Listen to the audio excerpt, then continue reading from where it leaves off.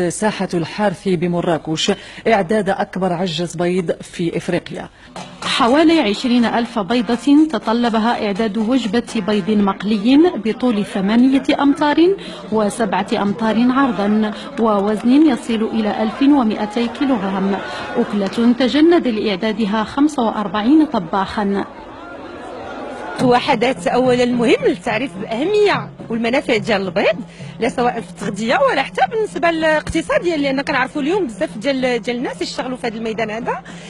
ثانيا انه نخلقوا هكذا فرجه جميله للجمهور المراكشي، التواصل معاه هكذا عن قرب شي حاجه اللي هي رائعه. هذه البازره اللي داروا اليوم هاد الناس هنا لسكان مراكش بازره زوينه، وحنا تنحتاجوا بحال هاد البازرات هادو يكون عندنا ديما باش يلقى الشعب المراكشي خصوصا فين يلقى راحته بحال هكا يشوف هاد الاجواء الاحتفال. ايوا البيض فيتامين مهم للذات، مهم للصحه، المهم ما كنستغناوش عليه بالنسبه لينا ولوليداتنا وكل شيء زين تبارك الله.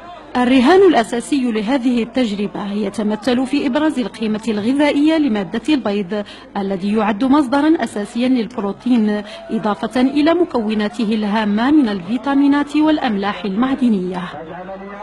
هذه التظاهرة الكبيرة اللي هي عرس ديال البيض، حيث انه غادي تكون واحد لومليت ديال 21,000 بيضه، وهذا الشيء من اجل تحسيس المواطن المغربي بالقيمه الغذائيه العاليه ديال البيض.